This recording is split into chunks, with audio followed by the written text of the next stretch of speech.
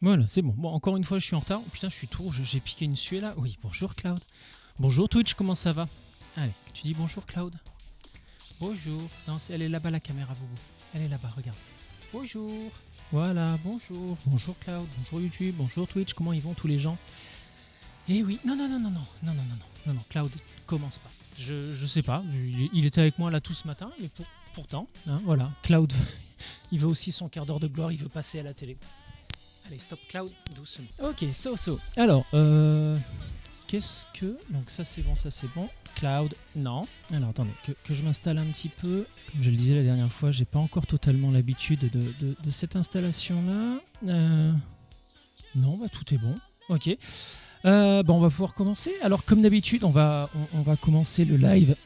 Pardon, excusez-moi. Avec 2-3 petites choses que je voulais vous montrer. Alors, tac. On va aller là. Alors attendez, il faut que je reprenne mes notes parce que bien évidemment j'ai oublié mes notes, mais de toute façon pour l'instant à première vue, l'image n'est pas encore arrivée. Voilà, là on y est. Ok, alors on va encore attendre 2 petites secondes que je me récupère mes notes parce que sinon ça va être compliqué de vous dire tout ce que j'ai à vous dire. Et j'ai noté pas mal de choses pour aujourd'hui. Alors déjà, on en parlait la dernière fois. Là, je vous ai mis de côté 2 vidéos sur Last Epoch. Last Epoch qui est un hack and slash, un Diablo-like. On en parlait, rappelez-vous, la dernière fois déjà. Et on disait qu'apparemment c'est un jeu qui avait l'air vraiment bien, vraiment très très bien, mieux que Diablo, très certainement. Il y avait longtemps que j'avais pas taclé Diablo, ça fait quelques jours au moins. Bref, donc là vous trouverez 2 vidéos, une de Luz World et une de Talion. Talion, j'en parlais déjà la dernière fois, c'était la vidéo que je vous avais partagée à propos de Last Epoch. Là, il a refait une vidéo où il reprend tout depuis le début. Alors là, typiquement, vous pouvez voir, j'ai pas eu le temps de la regarder au complet parce que je l'ai regardé je l'ai regardé hier soir en fait.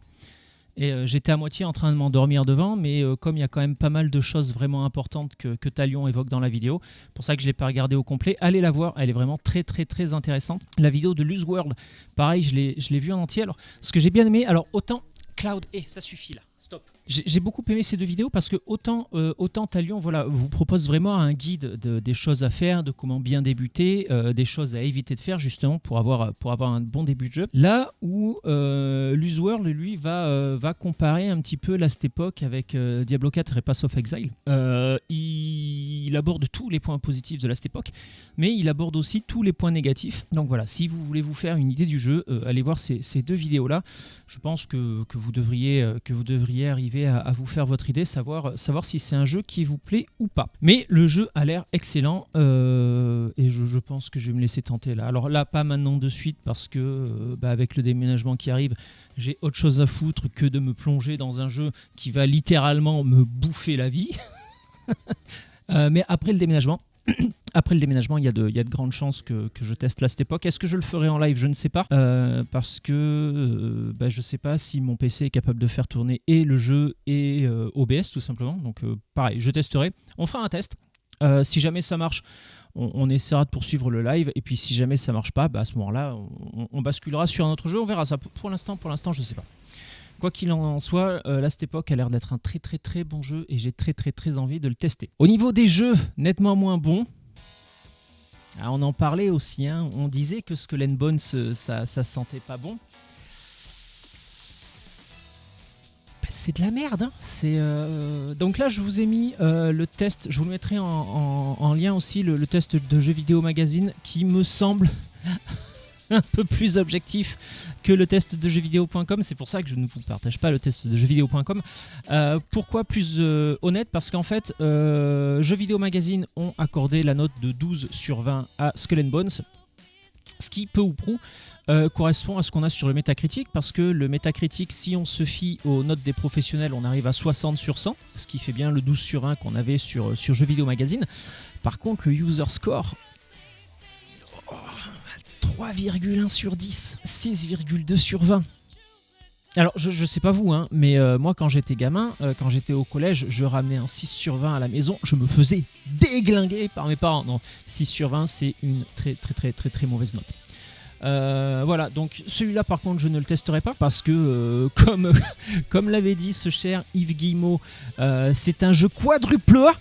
Un jeu quadruple A vendu 80 balles pour un jeu service. Bon, alors déjà que le concept de jeu-service, c'est compliqué. Mais là, un jeu-service vendu 80 balles. Là, typiquement, par exemple, on va revenir en arrière, on va revenir sur la cette époque. Alors, je sais, c'est un hack and slash, ça n'a rien à voir.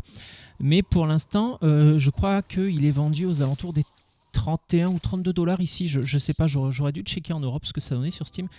Ici, il est vendu 30 dollars avec une boutique des microtransactions uniquement cosmétiques. Là où un Skull and Bones va être vendu 80 dollars avec des microtransactions. Alors pour l'instant, je ne sais pas trop ce que ça donne, mais c'est du Ubisoft. Hein, donc on va dire que dans les jours, les semaines, les mois à venir, les microtransactions vont commencer à coûter très très cher. Je m'avance un petit peu, je sais pas ce que ça donne. Mais en tout cas, voilà, Skull and Bones, pas très bon jeu. Alors en résumé, ce que disait Jeux Vidéo Magazine, c'est que le jeu n'est pas terminé, la technique est aux fraises, le jeu est vide. On peut descendre du bateau uniquement à certains points donnés. Donc ce qui fait que Jeux Vidéo Magazine et la majorité des critiques que j'ai pu lire ont tendance à dire que c'est un jeu de bataille navale, pas vraiment un jeu de pirate. Apparemment, le multi ne sert à rien. Encore une fois, je ne testerai pas, j'allais l'appeler Sea of Thieves, pardon. Je ne testerai pas Skull and Bones et je n'aime pas les jeux multi, donc voilà. En plus, là, il sert à rien. Et dans les points positifs, donc la customisation du perso et du bateau. Bon, le jeu est très beau. Alors, le jeu est beau si vous jouez en mode... merde. Il y a le mode performance où là le jeu est vraiment pas beau et l'autre mode où il est un peu plus joli. En vrai, alors j'ai vu des bouts de gameplay, c'est vrai que si on joue pas en mode performance, le jeu a l'air plutôt joli. Mais alors dès qu'on veut jouer avec du 60 FPS, bon bah voilà, hein, bienvenue sur les anciennes générations de consoles. Alors c'est marrant parce que quand j'ai préparé le déménagement, j'ai sorti la boîte de la PlayStation pour la mettre de côté pour pouvoir mettre la PlayStation dedans. Et sur la boîte de la PlayStation, alors je sais plus si c'est écrit 4K ou 8K. Parce que je l'ai mis dans un coin, après j'ai oublié, et 60 images par seconde, non. La 4K 60 images par seconde, non. Ou alors sur un très très très vieux jeu, mais non, sur un jeu récent, la 4K 60, oubliez ça marchera pas. Bon, allez, je pense qu'on a assez tapé sur Skull and Bones. Qu'est-ce qu'on va aller voir maintenant? Ah oui. La vidéo de Sheshune sur Palworld. Voilà, encore une fois, Sheshune, grand youtubeur, hein, si vous ne connaissez pas, et je doute que celui-là vous le connaissiez pas, hein, parce qu'il a quand même 1,11 million d'abonnés. Ça commence à vers du youtubeur un peu vénère. Palworld, alors moi Palworld, j'avais joué 30 heures je crois dessus et j'ai beaucoup aimé. J'ai beaucoup aimé les 30 heures que j'ai passées dessus. Concrètement, Sheshune a beaucoup aimé le jeu aussi. Hein. Bon, je vous laisserai voir le test parce que les tests de Sheshune, c'est un petit peu comme les tests de Monsieur Plouf. Il faut pas les spoiler, tu vois. Ils ont ce petit goût de découverte savoureux que tu voudrais pas qu'on te gâche. Donc allez voir la vidéo de Palworld, allez voir la vidéo de Sheshune sur Palworld, pardon. Elle est vraiment très bien. Juste une chose sur laquelle je voudrais revenir est le fameux plagiat de Pokémon. Alors déjà, Palworld, c'est un jeu de craft et de survie où on utilise des monstres. Là où le but de Pokémon, ça va être uniquement la capture et la complétionnite. Palworld, si tu veux capturer tous les monstres, tu peux, mais le but du jeu n'est pas là. Le but du jeu, c'est de faire du craft et c'est un jeu de survie. Ça n'a rien à voir avec Pokémon. Après, alors oui, c'est sûr, on a vu 4 gars sur YouTube, enfin sur Twitter surtout, comparer les modèles 3D de Pokémon et de Palworld. Alors c'est vrai, il y a des modèles 3D qui sont étrangement similaires. Je suis d'accord, il faut le reconnaître. Ceci étant dit, je crois que c'est Sheshune qui en parlait dans sa vidéo. On arrive là, à l'heure actuelle, Nintendo et Game Freak ont créé plus de 1000 Pokémon différents. Donc forcément, à un moment donné, il va y avoir des similitudes. Après, c'est vrai que le coup de ces modèles 3D qui ressemblent vraiment à du copier-coller, ok, peut-être que là, ils ont emmerdé. Mais du reste, c'est un jeu qui n'a rien à voir avec Pokémon. Et j'en reviens aussi à ce que disait Sheshune dans sa vidéo. Ça fait 3 ans que le jeu est en développement, ça fait 3 ans que le jeu est annoncé, ça fait 3 ans que les devs nous montrent des photos, des vidéos, du gameplay, du ceci, du cela. Quand on sait à quelle vitesse Nintendo est capable de vous envoyer ses avocats au cul pour la moindre petite broutille de propriété intellectuelle, là, un jeu comme ça, alors que ça fait 3 ans qu'il est annoncé, en vrai, si Nintendo avait dû faire quelque chose, il y a longtemps que ça aurait été fait. Là, Nintendo, à mon avis, pareil, ça n'engage que moi, Nintendo peut rien faire contre Palworld. La seule chose qu'ils ont à faire, c'est aller voir leurs copains de Game Freak et leur dire « Oh les gars, là, il y a un jeu de monstres. Alors, c'est pas un jeu Pokémon, mais c'est un jeu où on capture des monstres, même si c'est pas un jeu Pokémon. qui fait, je crois que la dernière fois, on était à 17 millions d'utilisateurs, 8 millions sur le Game Pass et 9 millions de ventes sur Steam. C'est monstrueux. Donc j'espère juste que Nintendo va prendre des leçons de ce truc-là et dire à Game Freak, putain les mecs, sortez-vous les doigts du cul, faites un vrai putain de bon jeu Pokémon. À plein le cul de se taper des Pokémon Arceus, de se taper des Pokémon... Merde, les derniers, c'est quoi le dernier que j'ai joué, moi, c'était Épée et Bouclier. Écarlate et Violet, là. Voilà, il y en a plein le fion de se taper des jeux tout daubés du cul comme ça, que vous vendez à tarif d'or pour vous faire un maximum de thunes avec des équipes de développement au minimum syndical. Non, il y en a plein le cul. Le jeu, le dernier Pokémon, il est moche, il rame.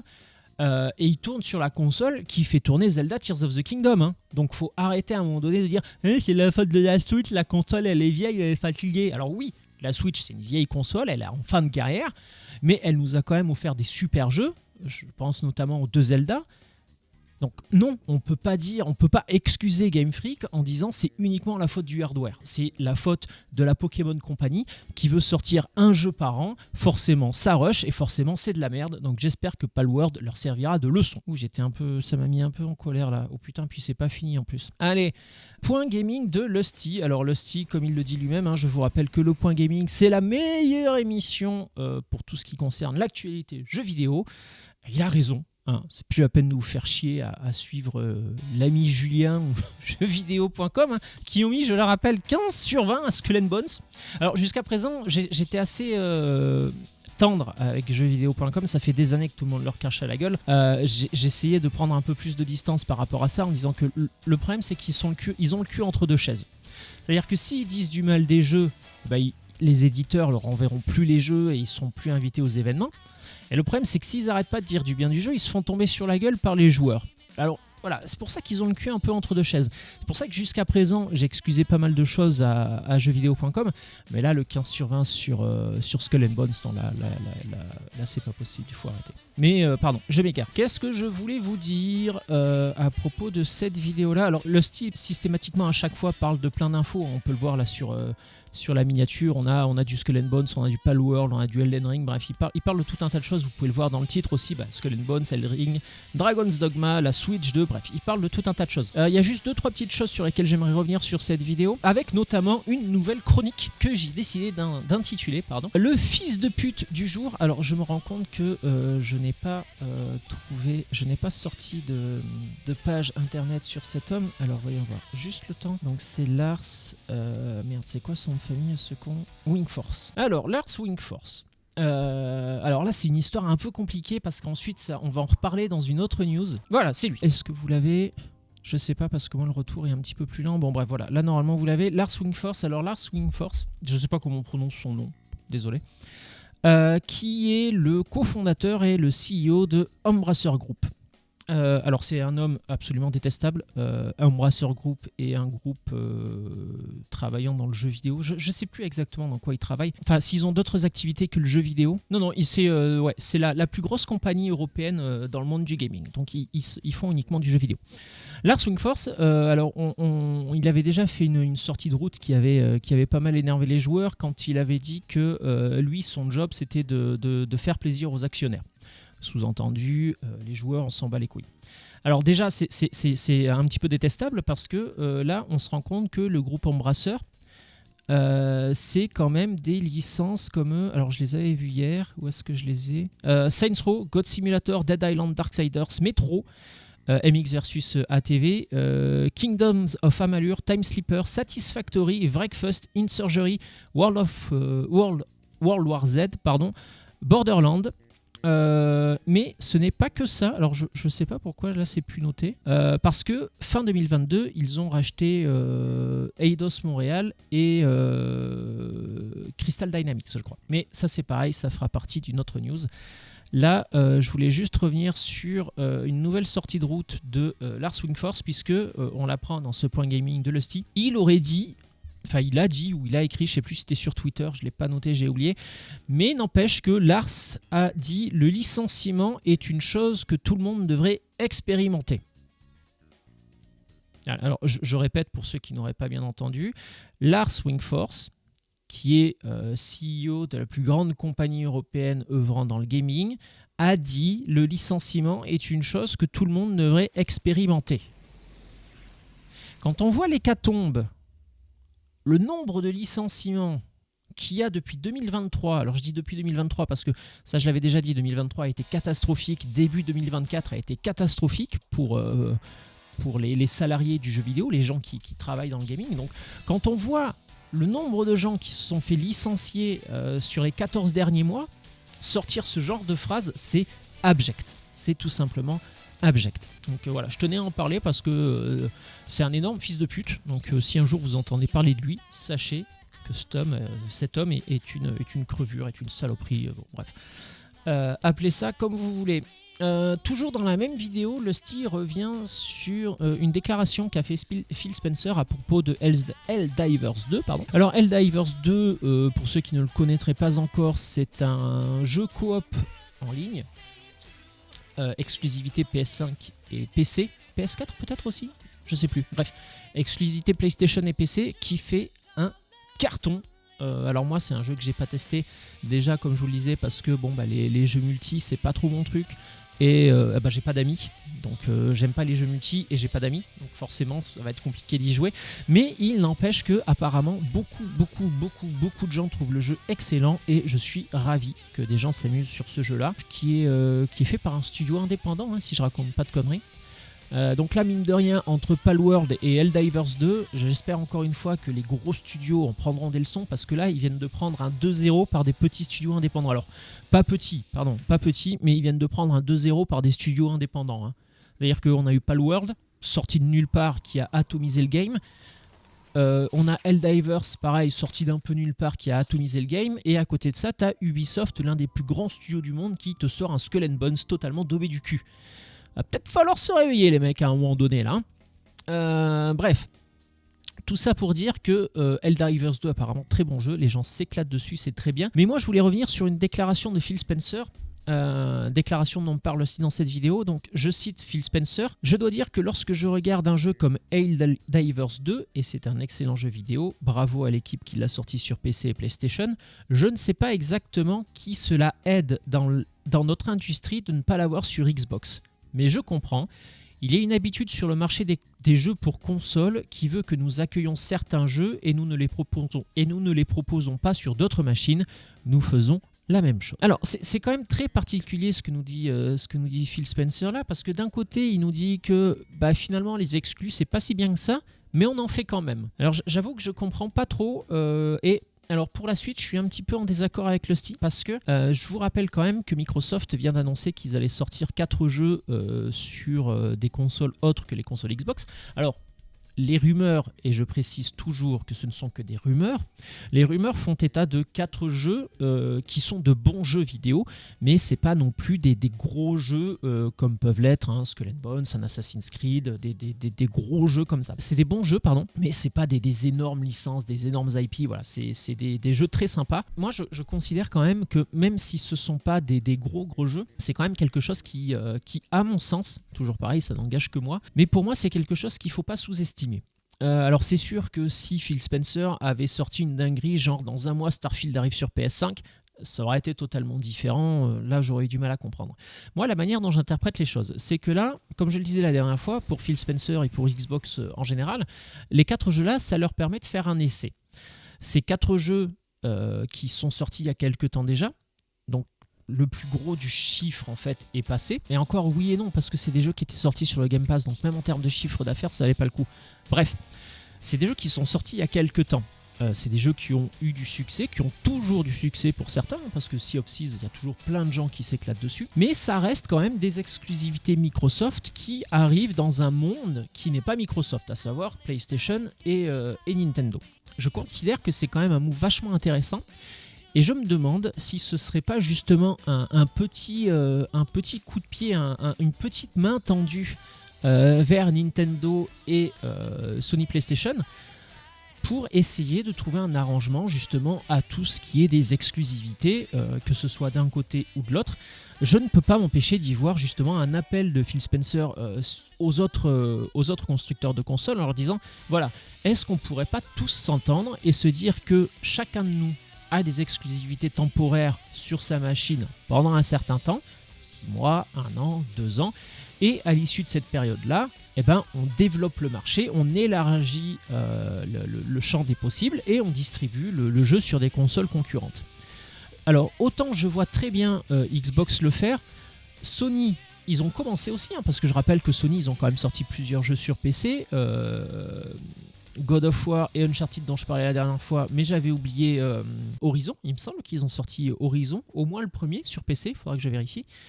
Donc voilà, Sony, on sent qu'ils sont aussi peut-être ouverts à distribuer ailleurs que sur leur console. Donc voilà, je suis pas sûr d'avoir raison, hein, bien évidemment, je n'aurais pas la prétention de dire que j'ai raison, mais je pense que le move de Xbox sur ces 4 jeux-là, à sortir sur d'autres supports que les supports PC et Xbox, c'est pas à prendre à la légère, et voilà, peut-être que ce sera intéressant à suivre, en tout cas dans les mois à venir, voir ce qui se passe du côté de Xbox, s'ils continuent dans cette lancée-là et de sortir leurs jeux sur PlayStation et sur Switch, ou si ils font un essai avec 4 jeux, ils se rendent compte que ça marche pas pour telle ou telle raison, ils n'atteignent pas leurs objectifs, ils auront fait l'essai, ça n'a pas marché, on arrête. Mais si l'essai marche, je serais vraiment curieux de voir ce que ça va donner pour la suite. Pareil, je ne l'ai pas assez dit la dernière fois, hein, allez voir toutes les vidéos que je vous propose. Moi, je ne fais que les effleurer. Les vidéos sont toujours extrêmement intéressantes. Alors, nouvelle vidéo, alors toujours chez Lusty, avec Tomb Raider. Vous n'êtes pas sans savoir que vient de sortir Tomb Raider 1, 2, 3 Remastered. Et suite à la sortie du jeu, Crystal Dynamics a sorti un mot d'excuse concernant certaines choses qui se passaient dans le jeu. En résumé, alors voilà, je vais vous dire ce que j'ai noté, ce sera plus simple. En résumé, certains passages du jeu seraient insultants, mais on les a quand même laissés pour reconnaître que c'est pas bien. Voilà, ça c'est la lettre qu'a sorti Crystal Dynamics. Je vous laisserai regarder la vidéo de Lusty.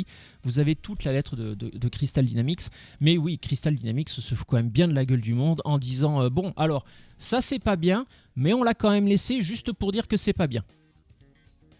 Non, c'est pas comme ça que ça marche. Alors, après, moi j'ai quand même une théorie. Là aussi, j'ai une théorie là-dessus, et on va en revenir à ce que je disais il y a quelques minutes. La licence Tomb Raider donc, appartient à Crystal Dynamics, mais Crystal Dynamics appartient au groupe Embracer. Le fameux groupe dont je vous parlais, là, le groupe Embracer, le plus grand groupe européen de jeux vidéo, voilà, etc., avec le président Lars Wingefors, l'homme le plus détestable d'aujourd'hui. Ah, quoique, non. En fait, j'ai vu une vidéo ce matin, c'est plus l'homme le plus détestable du jour. Il y a quelqu'un d'autre qui a pris la première place. On va dire que pour aujourd'hui, il est quand même, il fait top 2, ce qui est quand même pas mal. Bref, je disais donc Tomb Raider, la licence appartient à Crystal Dynamics. Crystal Dynamics appartient à Embracer, la boucle est bouclée. Ce que je pense, c'est que le jeu, le remaster des 3 premiers, le jeu a été fait vite en se disant plus vite on le sort, plus vite on fait fonctionner la planche à billets. Sauf que le problème, à mon avis, il le connaissait déjà. Le problème de choquer certaines minorités, ils le savaient déjà, sauf que à mon avis c'était trop coûteux de modifier les jeux, donc ils se sont dit, tu sais quoi, le jeu on s'en bat les couilles, on va le laisser comme ça, c'est pas grave, et quand on sortira le jeu, on fera un mot d'excuse. À mon avis c'est ça qui s'est passé.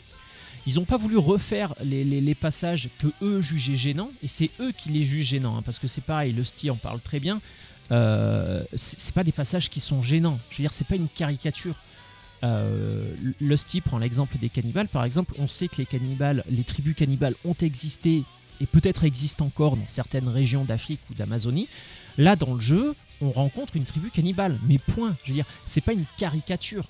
C'est pas Laurent Gérard qui fait le cannibale. Non, là, c'est juste une personne avec un teint de peau foncé, habillée avec des tenues traditionnelles de la tribu, mais ce n'est pas offensant, ce n'est pas une insulte, ce n'est pas une moquerie, ce n'est même pas une caricature, c'est juste là, comme ça ne demande rien à personne, mais il y a des gens qui trouvent ça inexcusable. Bon, oui, mais écoute, qu'est-ce que tu veux que je te dise, moi, les cannibales, ça on est au moins sûr que ça a existé. Peut-être que ça existe encore dans certains coins d'Amazonie ou d'Afrique qu'on ne connaît pas trop bien. Je trouve pas ça choquant. Le mot d'excuse par contre de Crystal Dynamics, lui je le trouve choquant parce que dire que ouais ça c'est pas bien mais on l'a quand même fait pour vous dire que c'était pas bien, c'est se foutre de la gueule du monde. Et comme je vous le disais, à mon avis c'est parce que 1, ils ont eu la flemme de refaire les jeux et 2, ça coûtait trop cher. Donc ils se sont dit on va sortir les jeux comme ça, bas les couilles, un petit mot d'excuse et ça ira très bien. Donc ouais.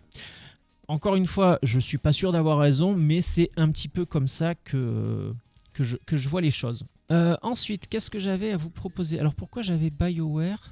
J'avais un onglet BioWare d'ouvert. Bon, je sais plus pourquoi, c'est pas grave. Ah oui, non, c'était bien ça, parce que là, la news suivante, alors c'était... Donc la vidéo dont je voulais vous parler, c'est une vidéo de Dalen qui parle d'un jeu qui va sortir. Le jeu dont je voulais vous parler, c'est Nightingale. Alors c'est toujours un jeu de craft et de survie en monde ouvert, mais avec pas mal de choses un petit peu différentes de ce qu'on a l'habitude de voir. Je vous invite grandement à aller voir la vidéo de Dalen, hein, si les jeux de craft et les jeux de survie sont quelque chose qui vous intéresse. Nightingale apporte suffisamment de nouveautés pour que ce soit au moins intéressant à découvrir. Je ne sais pas ce que donnera le jeu sur la longueur, parce que là je crois que c'est une early access. Vous irez checker ça. Le jeu a l'air très bien, et ce qui moi m'intrigue beaucoup, c'est qu'il y a une partie des développeurs, c'est des anciens de chez BioWare. C'est pour ça que j'avais sorti BioWare, parce que BioWare c'est quand même Baldur's Gate, Neverwinter Nights, Star Wars KOTOR, Mass Effect, Dragon Age. Voilà, quand sur ton CV tu mets des lignes comme ça, c'est que tu commences à peser un peu dans le game, comme on dit. Donc voilà, c'est d'anciens devs de BioWare qui sont à l'origine de Nightingale. Donc déjà ça titille pas mal ma curiosité. Allez voir la vidéo de Dalen, il vous donnera plein d'explications sur pourquoi le jeu peut être vraiment intéressant et peut changer par rapport aux jeux de survie et de craft qu'on a l'habitude de voir. Voilà, je suis très curieux, c'est un petit peu comme Last Epoch, c'est un jeu que je vais suivre de très près, parce que je pense que je finirai par me laisser tenter un de ces 4. Qu'est-ce que j'avais d'autre? Nouvelle vidéo de Lusty, alors toujours dans le point gaming, hein, meilleure émission d'actualité de jeux vidéo, je vous le rappelle, donc allez voir Lusty, allez vous abonner à sa chaîne et allez le soutenir, voilà, tout simplement, parce que c'est toujours pareil, c'est une personne qui pour moi n'a pas le nombre d'abonnés qu'il mérite par rapport à la qualité de ses informations, tout simplement. Donc là c'était le point gaming d'hier, avec quelque chose que je ne comprendrai jamais, le comportement des gens dans certaines situations. Là Lusty commence sa vidéo en parlant de Suzanne Wojcicki, je sais pas comment on dit. C'est une dame, c'est l'ancienne PDG de YouTube, si je raconte pas de bêtises, qui apparemment n'a pas fait que du bien à la plateforme. Ça, c'est un autre débat. Là, Lusty revient sur elle, et moi aussi je voudrais revenir sur elle, parce que malheureusement, cette femme a récemment perdu son fils, là il y a quelques jours. Elle a perdu son fils de 19 ans. À première vue, c'est pareil, ce sont des rumeurs, donc à prendre avec des pincettes, il s'agirait d'une overdose, mais voilà. C'est dramatique. Il n'y a pas de deuil plus difficilement surmontable qu'un parent qui perd son enfant, parce que c'est pas dans l'ordre logique des choses. La nature, c'est que plus t'es vieux, plus t'as de chances de mourir, donc forcément il est normal que les parents meurent avant les enfants, et quand un enfant meurt avant ses parents, c'est catastrophique. Donc tout mon soutien à cette dame. Et pourquoi j'en parle? Parce qu'il y a des choses horribles, des êtres abjects qui profitent de la situation pour lui envoyer des messages privés en lui disant que c'est bien fait pour elle, qu'il l'insulte en disant qu'elle n'a que ce qu'elle méritait. Voilà. Je sais pas pourquoi les gens réagissent comme ça. En vrai, les gens, je sais pas ce qui tourne pas rond dans votre tête, hein. À un moment donné, c'est pas possible. La nana, elle vient de perdre son fils et toi, tu lui envoies un message pour l'insulter. Enfin, ça me dépasse. Je comprends pas. Bref. C'est le boomer en moi qui ressort peut-être, mais ouais, aller insulter une dame parce qu'elle a perdu son fils, je trouve ça absolument scandaleux. Ah bah justement, j'en parlais. C'est le moment de déclencher l'alerte boomer, parce que je suis un vieux monsieur, je suis un boomer, et donc attention, si vous êtes né avant l'an 2000, ce que je vais dire va vous donner envie d'aller vous plaindre sur X, anciennement Twitter. Alors tout le monde dit ça, alors je vois pas pourquoi je ne le dirais pas. Qu'est-ce que je disais? Alors oui, c'est quand même vachement bien le monde moderne, t'as plus le droit de faire de blagues borderline, mais tu peux insulter quelqu'un qui vient de perdre son enfant. Bravo Internet, vous êtes les meilleurs, surtout ne changez rien. Voilà. Tant que l'alerte boomer est lancée, j'en profite pour vous parler d'une autre vidéo de Sir Gizby. Alors, parle d'un youtubeur dont je n'avais absolument jamais entendu parler, qui s'appelle Yannick, je crois. C'est un scandale. J'ai pas d'autre mot. Alors, je sais que je suis un vieux con. Ok, d'accord. Mais ça sert à quoi de faire ça, de faire des conneries comme ça? Alors, je vous laisserai aller voir la vidéo de Sir Gizby pour savoir de quoi il retourne. Mais sans déconner, les gamins, là, oh, je veux bien être un vieux con, mais quand même, arrêtez vos conneries. Arrêtez de toujours être à la recherche des likes, des pouces, des ceci, des cela. À un moment donné, respectez les autres et puis respectez-vous un petit peu aussi. Ça, c'est pareil, ça me dépasse, quoi. Alors, ça me dépasse un peu moins qu'aller insulter Suzanne parce qu'elle a perdu son fils. Mais quand même, ce youtubeur est allé beaucoup trop loin pour faire des vues. Hein. Sir Gizby résume parfaitement bien la situation. Je comprends pas. Je comprends pas. Je comprends pas. Je comprends pas. Bref, passons à la suite. La suite, alors Léo Techmaker, j'aime beaucoup Léo Techmaker, surtout pour ses titres toujours légèrement putaclic, mais ça me fait toujours beaucoup rire. Un vidéaste que j'aime beaucoup, qui parle de tech et souvent de vidéos très intéressantes avec un avis très pertinent, donc je vous encourage grandement à regarder cette vidéo de Léo Techmaker et de vous abonner à sa chaîne. Alors en l'occurrence, dans cette vidéo-là, il parle d'intelligence artificielle. Alors je vous spoile pas beaucoup, hein, parce que en fait, si on regarde la description, le premier mot de la description, c'est OpenAI. Donc, grande chance, on se doute qu'il va parler d'intelligence artificielle. Il parle de quelque chose dont on parle pas encore beaucoup. Alors, j'en avais déjà parlé, je crois, il y a quelques temps de ça, mais des arnaques qui potentiellement vont découler des intelligences artificielles, ou tout du moins des gens qui en font mauvais usage. Attendez, parce que celle-là, ça fait quelques temps que je l'ai vue, donc je me rappelle plus exactement. Ouais, non, c'est ça, oui. C'est vraiment les arnaques avec les intelligences artificielles. Et il me semble que j'en avais déjà parlé. Léo Techmaker en reparle dans sa vidéo, justement. Il y a quelques temps de ça, il y a quand même une société chinoise qui s'est fait voler 25 millions de dollars grâce à un appel visio et un deepfake. 25 millions de dollars. Allô? Ça va?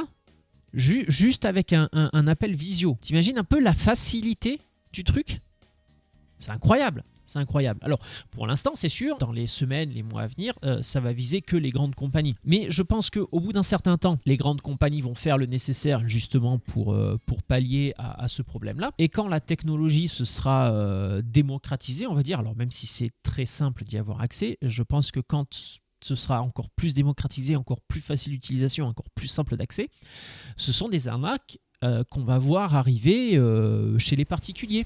C'est-à-dire que jusqu'à présent, on recevait des mails d'un prince africain vous disant que son oncle était décédé, mais que comme c'était le bordel dans son pays, il ne pouvait pas récupérer l'argent. Donc si vous lui envoyez 5000 balles, dans 15 jours, il vous envoie 300 millions. Spoiler alerte, ça ne marche pas. Hein. Mais peut-être que dans quelques années, ces mêmes arnaqueurs, ils vous appelleront directement sur Skype ou WhatsApp en visio, se faire passer pour votre banquier, votre grand-mère, votre ami, je sais pas quoi, pour vous soutirer de l'argent. Ça, c'est un truc qui était arrivé à mon père, un pote à lui qui s'était fait pirater son Facebook. Et un jour, mon père reçoit un message de son pote en lui disant Salut Gérard, je suis dans la merde, est-ce que tu pourrais m'envoyer 100 balles? Je sais plus, le message était un peu plus compliqué que ça, bien évidemment. Hein. Mais à la base, je veux dire, mon père reçoit un message de son pote, il lui dit merde, un bon pote à lui en plus. Il se dit, bon, je vais pas le laisser dans la merde. Ok, écoute, je t'envoie tes 100 balles. Il n'avait pas de raison, si tu veux, de remettre en question ce qui se passait. Quelques jours plus tard, ou quelques heures plus tard, je sais plus, son pote lui renvoie un message en lui disant, est-ce que tu pourrais me renvoyer 100 balles parce que là, ça n'a pas suffi, ceci, cela. Et là, mon père, il a commencé à imprimer. L'avantage, c'est que j'ai un père qui imprime très vite. Donc, voilà. Il lui a posé une question toute simple. Il me dit, au fait, tu pourrais me rappeler le modèle de ta moto parce que c'est un copain à lui qu'il avait dans le club moto où il était à l'époque. Et à partir de là, le mec n'a pas répondu. Donc, c'est là que mon père s'est rendu compte que c'était une arnaque. Il a quand même perdu 50 ou 100 balles, je sais plus. Qu'on est loin des 25 millions de la compagnie chinoise. Hein, ça, je suis bien d'accord. Mais à mon avis, d'ici quelques temps, il va falloir faire attention parce que ce genre d'arnaque va commencer à pulluler. Et ce que je voulais dire par là, c'est surtout, alors, les gens comme moi, comme vous, si on est un peu geek, on est assez facilement au courant de ce genre de choses. Surtout comme là, par exemple, avec la vidéo de Leo Techmaker, on a accès facilement à ce genre d'informations. Mais il faut quand même garder à l'esprit que c'est pas le cas de tout le monde. Vos grands-parents sont peut-être pas des gros geeks. Vos grands-parents ont peut-être jamais entendu parler d'intelligence artificielle. Et donc le jour où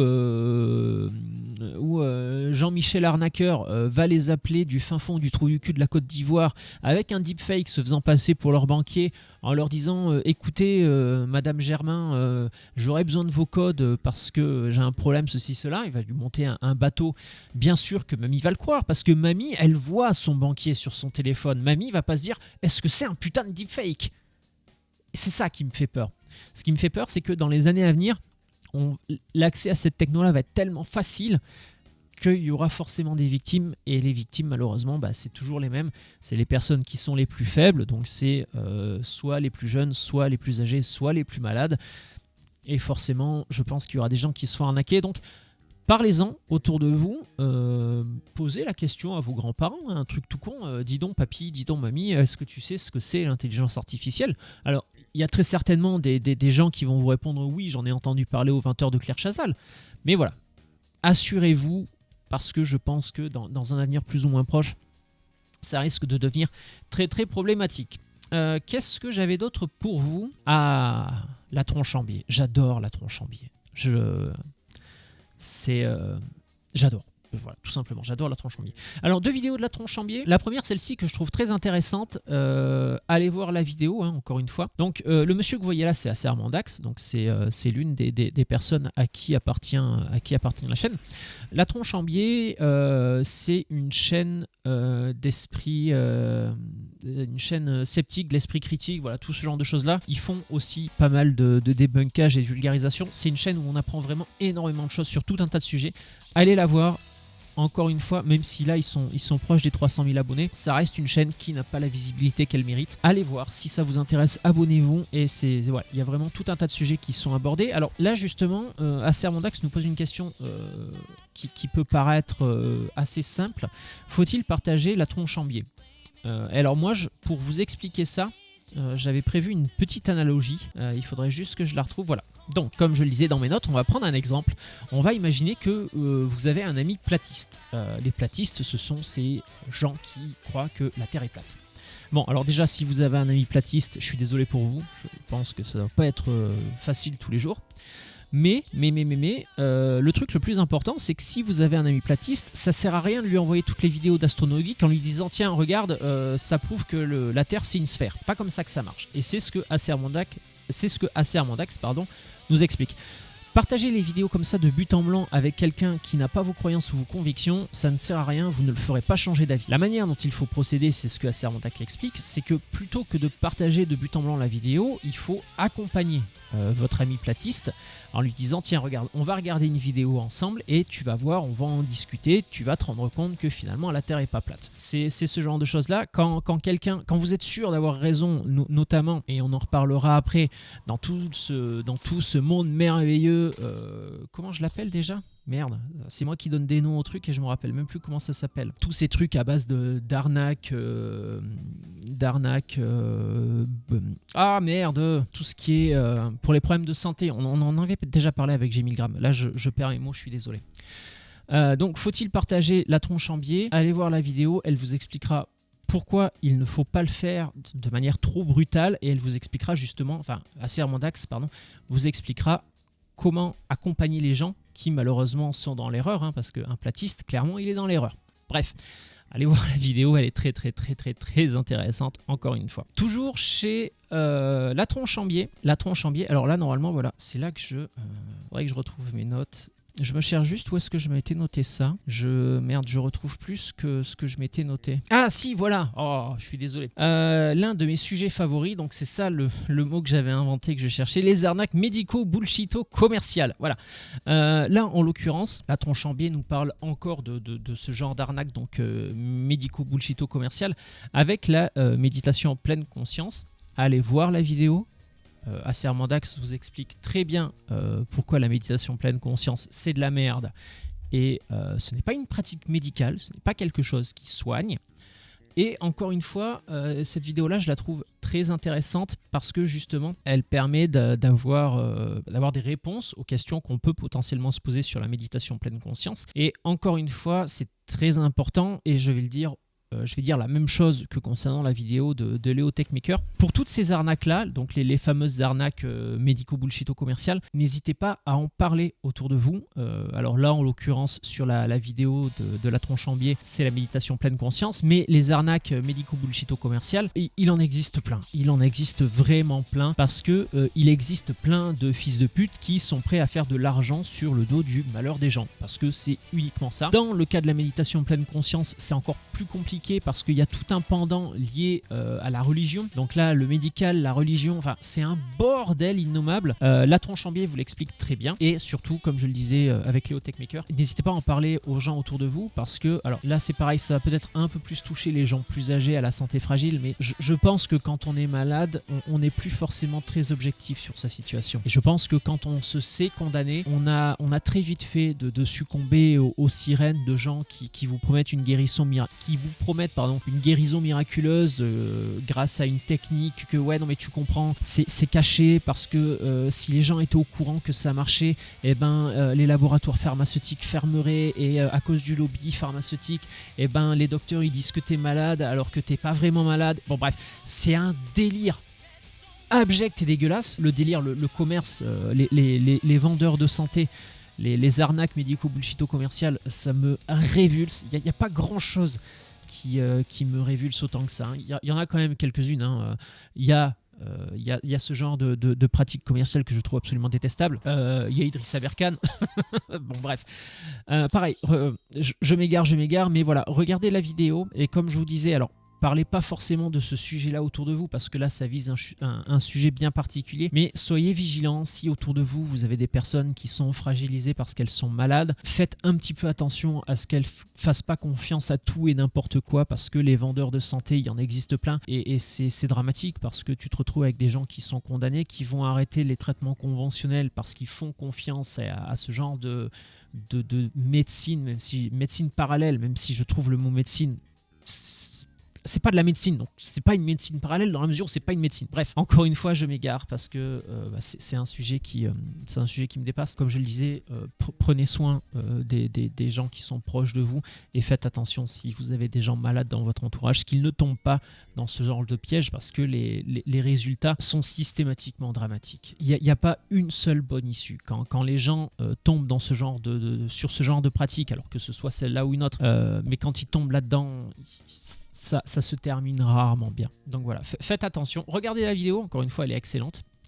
Elle vous apprendra plein de choses, justement, sur ces fameuses techniques médico-bullshito-commerciales. Et voilà, tout simplement, vidéo très intéressante. Et la dernière vidéo, alors ce coup-ci, on retourne chez Lusty. Alors c'est la dernière vidéo parce que c'est la vidéo que j'ai regardée ce matin en prenant mon petit déjeuner. Ça me fait penser que j'ai toujours un café à côté de moi.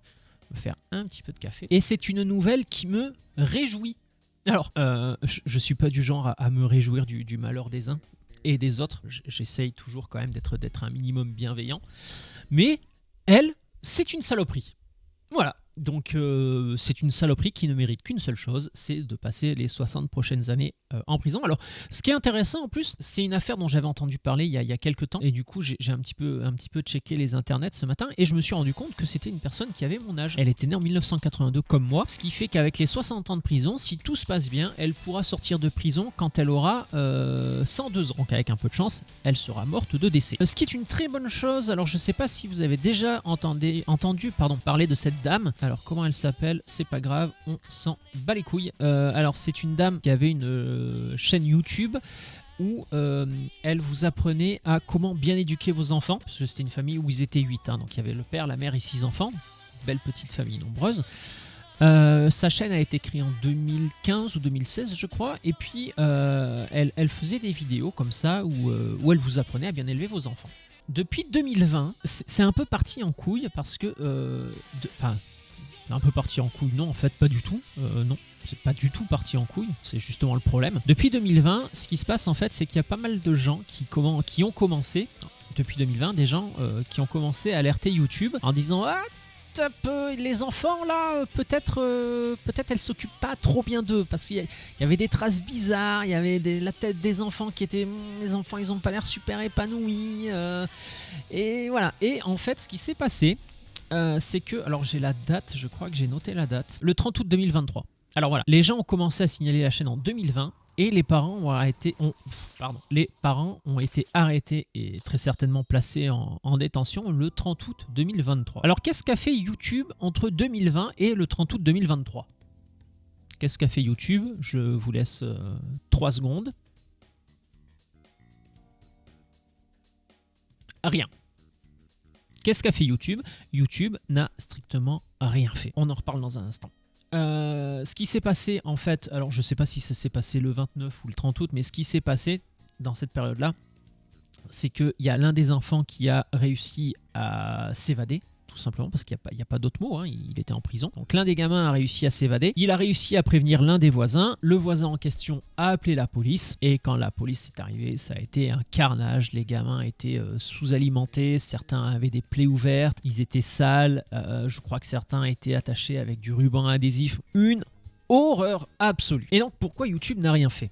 YouTube n'a rien fait pour la simple et bonne raison que du point de vue de YouTube, et du point de vue de la loi en plus, YouTube n'est pas responsable de ce que les gens postent sur leur plateforme. Alors ça c'est un argument que je pourrais entendre s'il n'y avait pas un autre problème. Imaginons tu te lances sur YouTube, tu fais ta première vidéo et dans ta première vidéo, puisque tu fais une chaîne destinée à la musique, dans ta première vidéo tu parles de la carrière de Beyoncé. Tu mets, allez on va dire 4 secondes, enfin je sais pas au bout de combien de temps le bot de YouTube se déclenche, on va dire tu mets 10 secondes. Tu mets 10 secondes d'une chanson de Beyoncé, ta vidéo elle dégage, YouTube t'envoie des menaces de mort, non j'exagère, mais bref, vous avez compris l'idée, tu mets 10 secondes de Beyoncé, ta vidéo elle se fait strike, elle disparaît de suite. Là, YouTube, on prévient YouTube qu'il y a maltraitance sur des enfants et YouTube ne fait rien. Alors, comme je le disais, YouTube dit on n'est pas responsable de ce que les gens postent sur la plateforme. Mais je veux dire, tu peux pas strike une vidéo sous prétexte que Beyoncé a chanté pendant 10 secondes et rien faire pendant 3 ans alors que tu as des preuves que des gamins sont maltraités. Allô, faut être cohérent à un moment donné. Et c'est un gros problème. Parce que, alors, je sais pas si les chaînes, comme ça il y en a plein, de maltraitance enfant, j'espère pas. C'est pas la première fois, hein. C'est quand même pas la première fois qu'il y a des problèmes avec une chaîne YouTube de maltraitance d'enfants. C'est pas la première fois. YouTube a jamais rien fait. Et là encore, YouTube, ça fait 3 ans et demi qu'ils étaient au courant, ils ont rien fait. Là, le calvaire de ces gamins-là s'est arrêté juste parce que t'en as un qui a eu la chance d'arriver à s'évader. C'est-à-dire que si ce gamin-là s'était pas évadé, il serait toujours enfermé chez cette mère-là. Et cette mère-là, elle ferait toujours des millions de vues sur YouTube. Faudrait peut-être quand même que YouTube fasse quelque chose. Faudrait peut-être que YouTube fasse quelque chose. Mais pour l'instant, ils n'ont pas l'air motivés et c'est chiant. C'est chiant parce que, alors, les vidéos sur les enfants, putain. Alors, moi, j'ai mon petit-neveu qui a 4 ans. Donc forcément, il regarde des dessins animés de son âge, hein. La Patte Patrouille, il y a un dessin animé Spidey, je sais qu'il aime bien un dessin animé qui s'appelle Bluey aussi avec des chiens. Il aime tout un tas de trucs mignons comme ça. Et il y a un truc aussi qu'il aime, alors c'est une chaîne YouTube. Alors c'est pareil, hein, c'est une chaîne YouTube qui est destinée aux enfants parce que les principaux protagonistes de la chaîne, ce sont 2 enfants. Mais c'est d'une débilité, c'est affligeant. Et ma soeur et mon beau-frère comprennent pas pourquoi le gamin aime autant ça. Parce que c'est nul. C'est nul. Ça, c'est nul, tout simplement. Donc, ouais, les chaînes à destination des enfants, j'ai du mal. Alors, celle-là, c'était peut-être pas une chaîne à destination des enfants. C'était plus une chaîne à destination des parents, je crois, puisque c'était comment bien élever ses enfants. Mais ça me permettait de rebondir un petit peu sur les vidéos pour enfants qui me débectent. Les vidéos pour enfants, c'est un truc, ça m'insupporte. Bref. On en reparlera peut-être un autre jour. Bon, je crois que c'est tout, hein. On va. Alors si je voulais conclure sur elle, j'avais noté. Il n'y a pas beaucoup de choses qui me mettent autant hors de moi que ce genre de choses, hein. On a déjà parlé de harcèlement et on en reparlera encore parce que comme je vous le disais, le harcèlement c'est un sujet qui me tient à cœur, pour lequel je suis assez sensible. Donc je parlerai de harcèlement quand j'aurai envie d'en parler parce qu'il faut en parler tout simplement. Et même si cette vidéo n'est vue que par 4 personnes, et s'il y a une personne que ça peut aider, j'en serai ravi.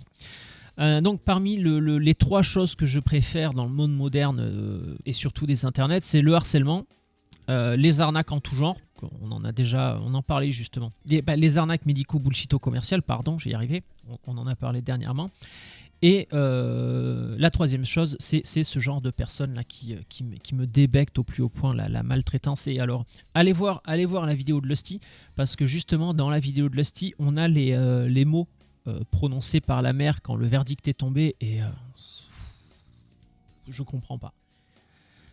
Ça me dépasse, en vrai ça me dépasse, ça me dépasse. Je comprends pas comment font les gens pour être aussi horrible et inhumain. Je comprends pas. Voilà. Bon, et ben, on a fait. Alors attendez, je suis emmerdé avec un câble là, quittez pas. Non, bah c'est fini. On a vu tout ce qu'on avait à voir. Encore une fois, je le répète, allez voir toutes les vidéos dont je parle, c'est très important. C'est très important. Si le sujet vous intéresse, en l'occurrence,